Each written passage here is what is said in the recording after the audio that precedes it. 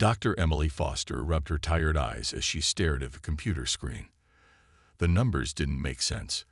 They simply couldn't be right. She had been working at the Princeton Observatory for 6 years, but she had never seen anything like this before. "Hey Bob, can you come look at this?" She called out to her colleague, Dr. Robert Hayes, who was working late with her that night. Bob walked over, coffee cup in hand. "What's up, Em? Look at these readings from HD 147,506. She pointed at her screen. "The energy output has dropped by 15% in just 2 weeks. That's not normal. Stars don't just dim like that." Bob leaned in closer, his coffee forgotten. "Run it again," he said quietly. Emily did.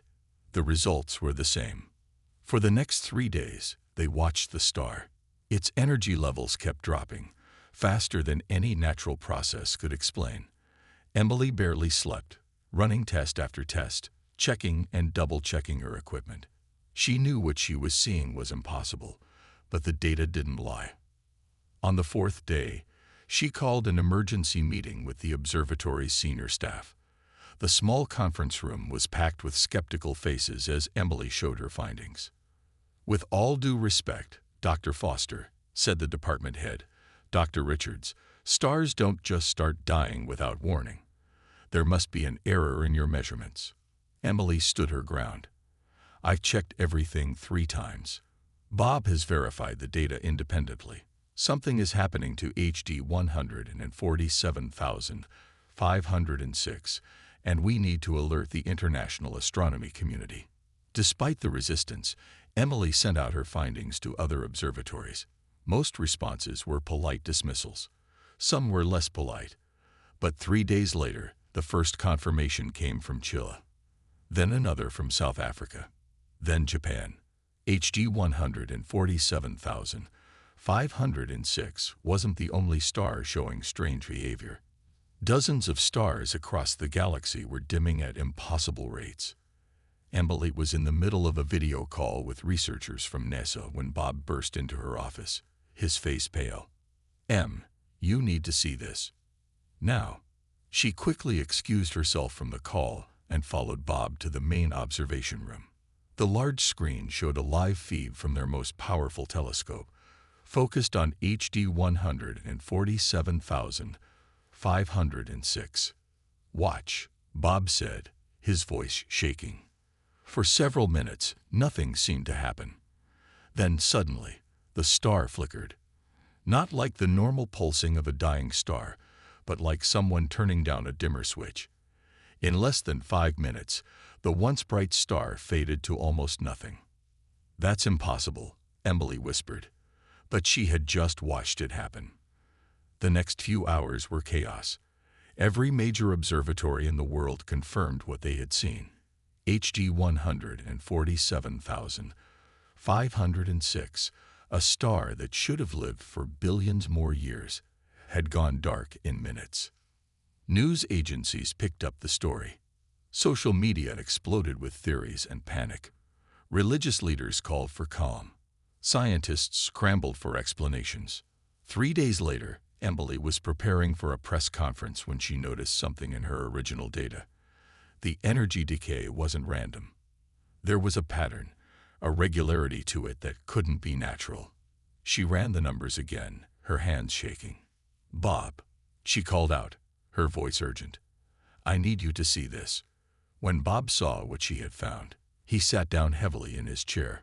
"It looks like a controlled shutdown," Emily finished his thought. "Whatever's happening to these stars, it's not natural.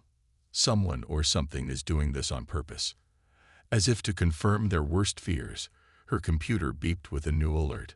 4 more stars in their galaxy had begun showing the same energy decay pattern. That night, as Emily stood at her window looking up at the sky, the stars seemed different to her.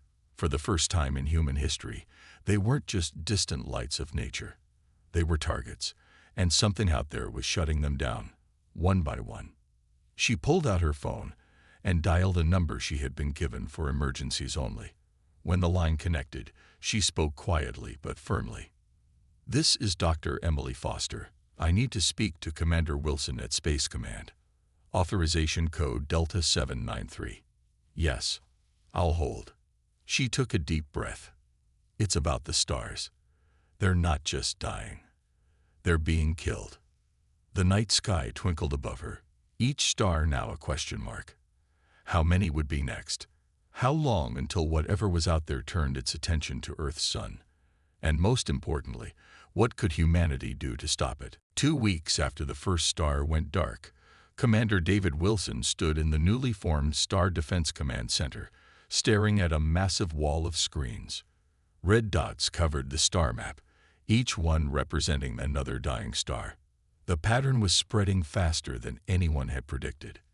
"Give me the latest count," he ordered. 57 confirmed dark stars, sir, replied Lieutenant Anna Baker from her station. 18 more showing the decay pattern. Wilson rubbed his temples. In just 14 days, the world had changed completely.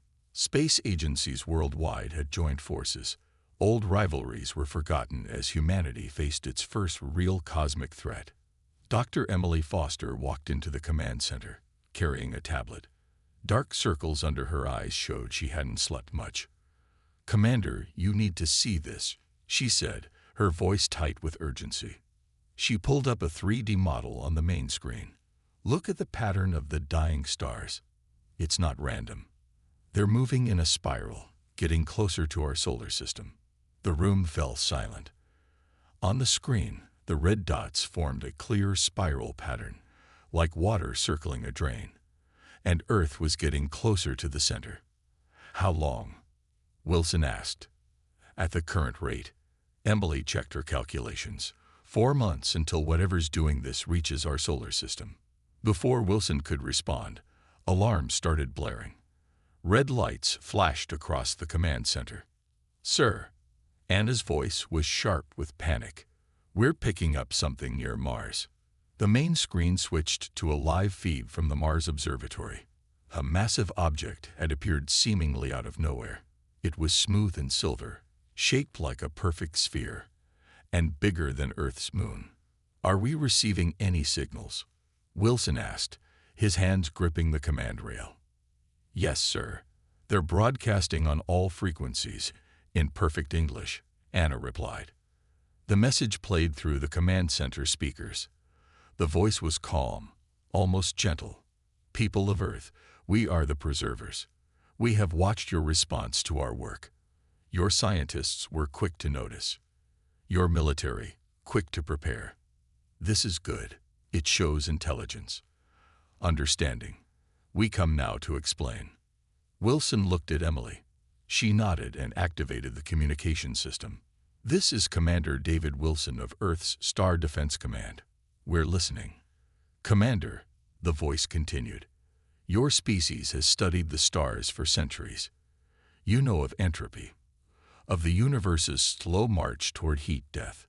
We are its guardians, preserving energy by carefully shutting down unnecessary stars, storing their power for the future of all life." Emily stepped forward. "This is Dr. Emily Foster. You're killing stars that support life. How does that preserve anything?" "Dr. Foster, life is precious, yes, but inefficient. A star's energy can be preserved for billions of years when properly stored. This serves the greater good." "And our sun?" Wilson asked, though he already knew the answer. "It has been scheduled for preservation in approximately 3 of your months. We offer you a choice. Help us preserve other stars, and we will assist in your species' relocation to our preservation facilities. Resist, and we will proceed without your cooperation." Wilson's jaw tightened. "You're asking us to help you kill stars, to give up our sun. We are asking you to be part of the universe's salvation." The voice replied, "You have 1 month to decide." The silver sphere vanished as quickly as it had appeared. The command center burst into activity. People shouting, arguing, some crying. Wilson raised his hand for silence. "Dr. Foster, what's your take on this?" Emily was already working on her tablet. "Their technology is incredible, but there's something wrong with their logic. Stars aren't just power sources. They're part of a complex cosmic ecosystem. And their talk of preservation, it doesn't add up. You don't preserve a forest by cutting down all the trees. Wilson nodded. I agree. Lieutenant Baker, send out the alert. I want every scientist, every engineer, every military mind on Earth working on this. We're not giving up our sun without a fight. He turned to the star map, where the spiral of dead stars crept closer to Earth. They think they're preserving the universe. They're killing it, piece by piece, and they expect us to help them, to just roll over and accept it. Emily stood beside him, her face set with determination. They clearly don't understand humans very well. No, Wilson said, a hard smile forming on his face. They don't. And that's going to be their biggest mistake. Get everyone together. Dr. Foster, we have 1 month to show these preservers why you don't threaten humanity's sun.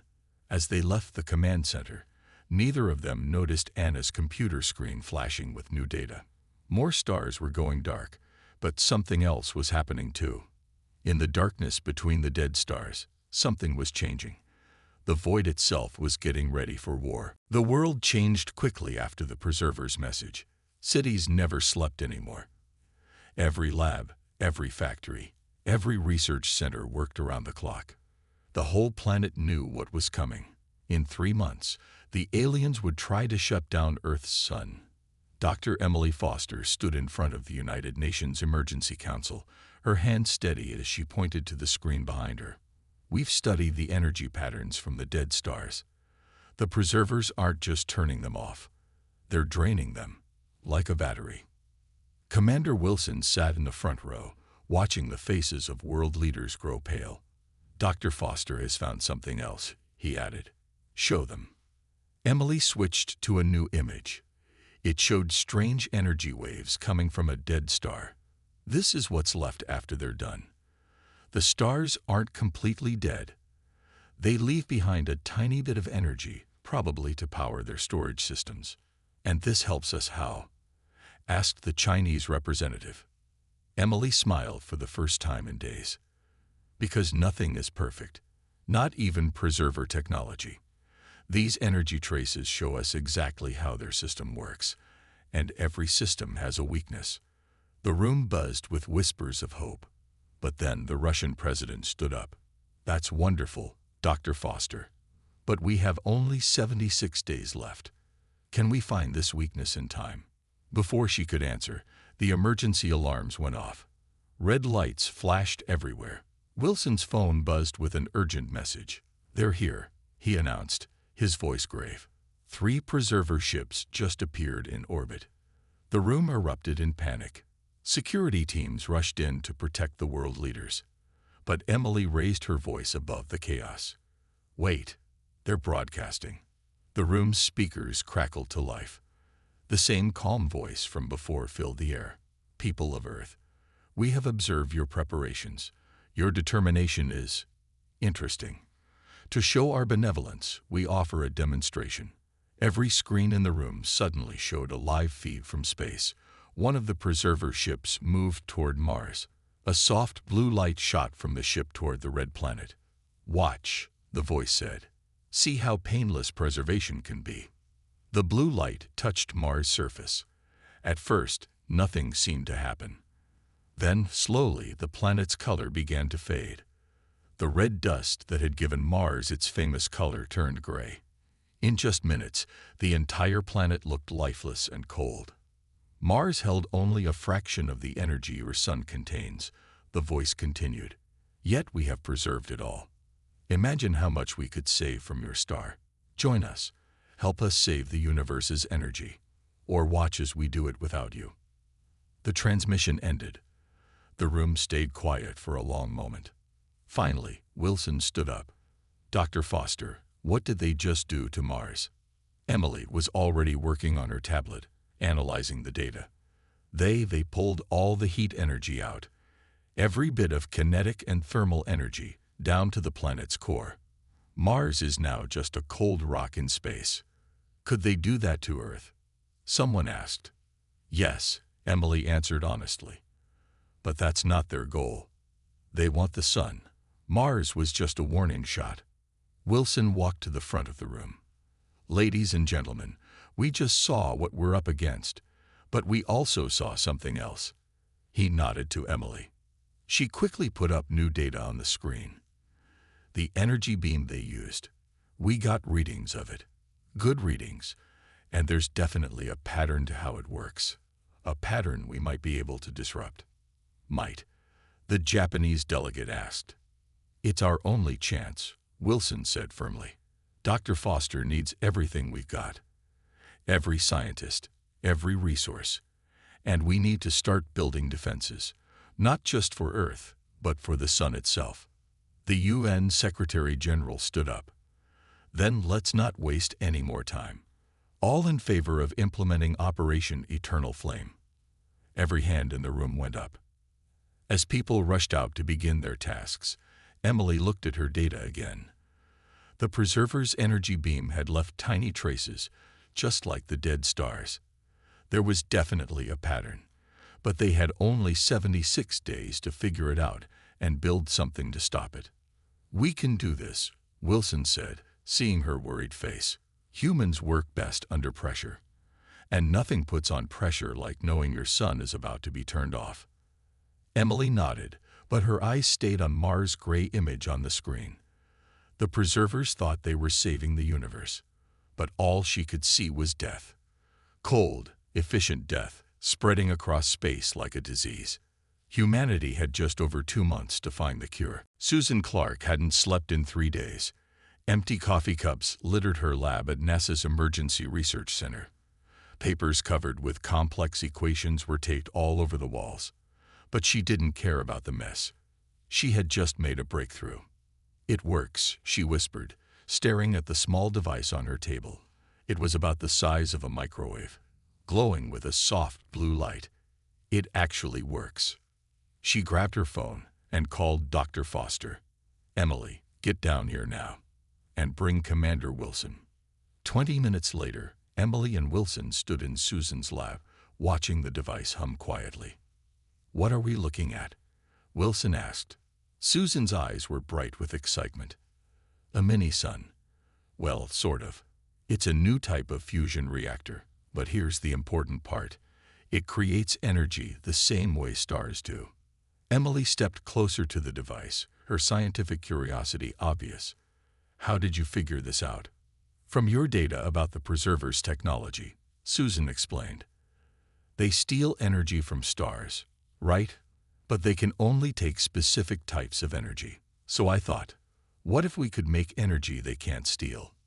Wilson frowned. Is that possible? Look at this, Susan said. She pressed a button on her computer. A beam of the preserver's blue light shot from another device toward her fusion reactor. The beam hit the reactor and bounced off. Emily gasped. That's impossible. Their beams absorbed all energy from Mars. Nothing stopped them. Exactly, Susan grinned. But this isn't normal fusion energy. I modified it to vibrate at a frequency they can't sync with. They literally can't grab it.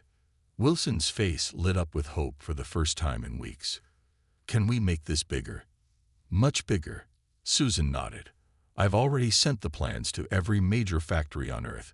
We can build thousands of these, maybe even big enough to power cities. Just then, Wilson's phone buzzed. His face turned serious as he read the message. We've got movement. Preserver ships are gathering near Jupiter, at least 30 of them. Emily checked her tablet. We have 51 days left before they reach the sun. Will that be enough time to build these reactors? It has to be, Susan said firmly. But that's not all I've been working on. She walked to a covered object in the corner of her lab and pulled off the sheet. Under it was what looked like a giant gun made of shiny metal. What's that? Wilson asked. A weapon. It shoots the same kind of energy my reactor makes. We tested it yesterday on a small scale. It went right through the preserver's shields like they weren't even there. Wilson picked up the weapon, testing its weight. How many can you make? With help? Hundreds, maybe thousands. Every weapons factory on Earth is ready to start production. Emily was already typing on her tablet. I'll coordinate with the space program. We need to get these onto every ship we have. Speaking of ships, Wilson added, the first fleet of converted military vessels will be ready next week. How fast can you get these weapons installed? Give me 3 days per ship, Susan said. Less if I get more help. You'll get it. Every engineer, every technician we can find. Wilson looked at the fusion reactor again. The preservers think they're so advanced that we're just primitive beings who will give up our sun without a fight. They don't understand humans very well, do they? Susan smiled. No, Emily agreed. They don't know that humans are at their best when things seem hopeless, when everyone says something's impossible. That's when we prove them wrong. An alarm sounded on Emily's tablet. Another star just went dark. They're getting closer. Wilson nodded grimly. Then we better get to work. Susan, I want you to lead the weapon installation teams. Emily, keep studying their patterns.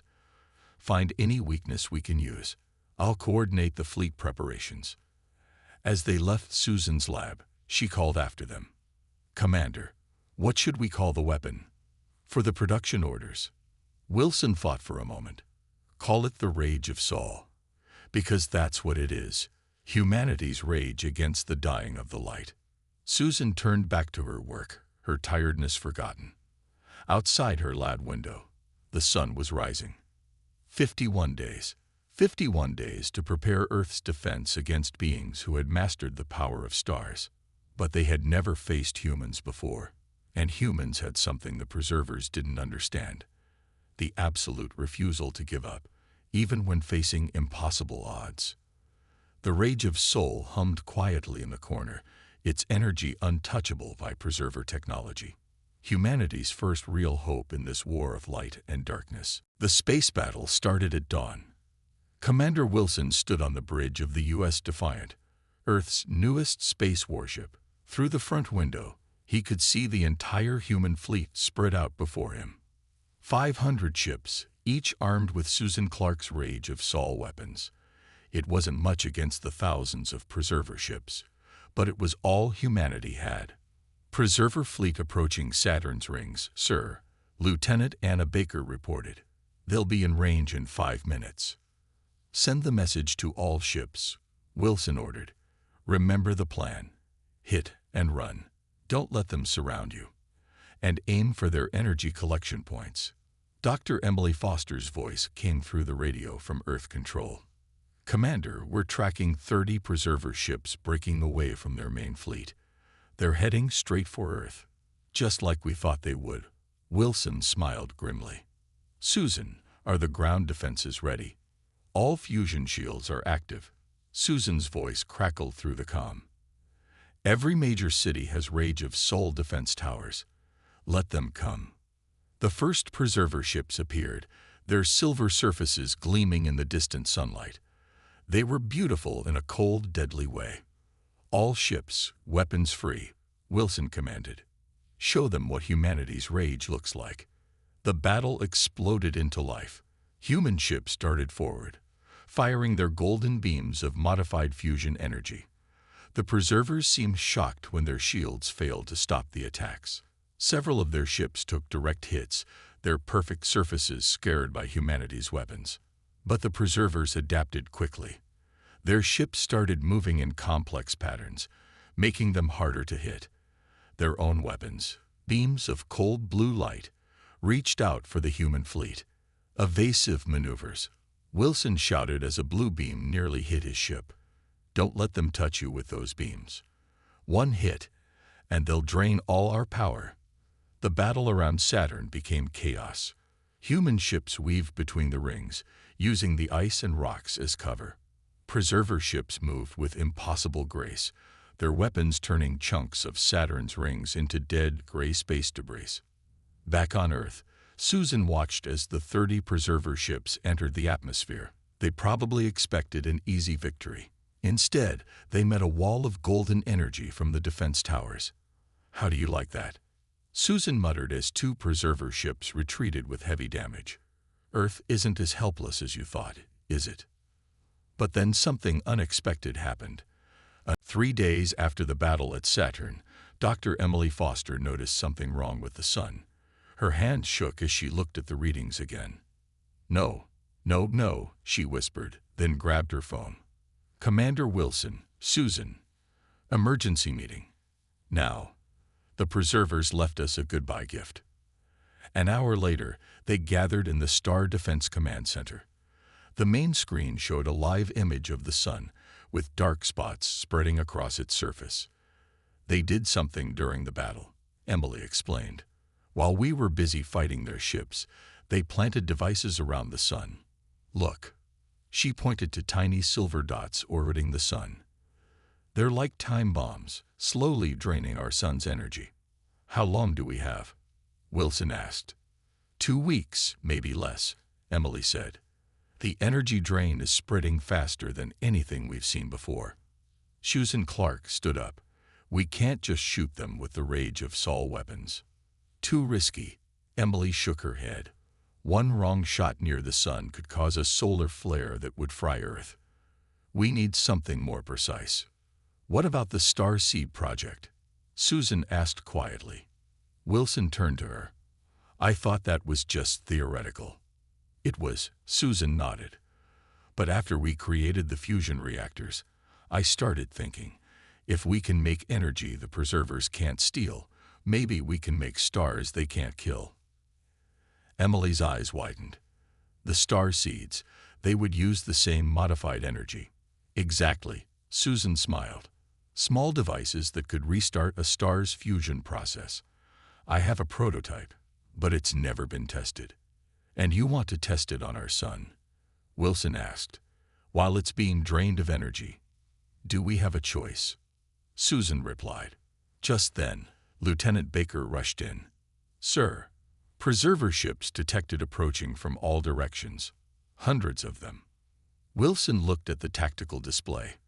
Earth's fleet was still damaged from the last battle. They couldn't fight off another full attack.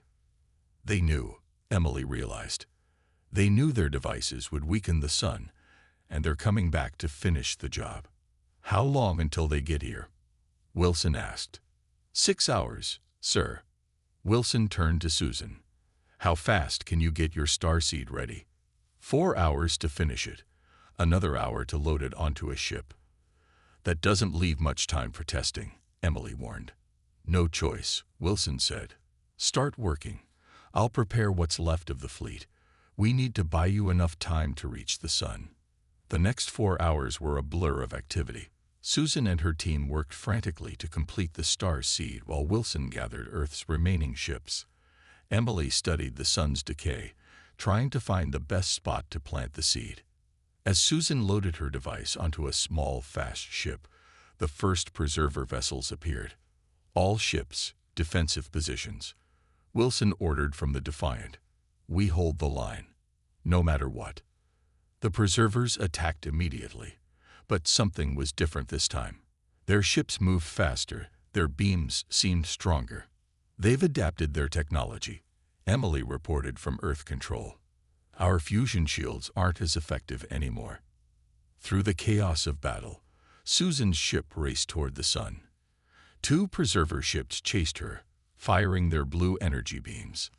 Almost there, Susan muttered, watching the sun grow larger in her viewport. The starseed sat ready in the launch tube. One shot, one chance to save humanity's sun. A blue beam grazed her ship's wing. Warning lights flashed everywhere. Susan, your ship's losing power. Emily's voice crackled through the radio. Doesn't matter, Susan replied calmly. I'm close enough. She aimed carefully and fired the starseed. The small device shot toward the sun, glowing with golden energy. The preservers tried to shoot it down, but it was too fast, too small to hit. The starseed disappeared into the sun's surface. For a moment, nothing happened. The sun continued to dim. The preservers continued their attack. Then suddenly, a pulse of golden light burst from the sun's core. The dark spots began to fade. Another pulse, stronger this time. The sun's energy readings started to climb. "It's working," Emily shouted. "The star seed is restarting the fusion process with modified energy. The preservers can't drain it anymore." The golden pulses grew stronger. The sun began to shine brighter than before, its energy now untouchable by preserver technology.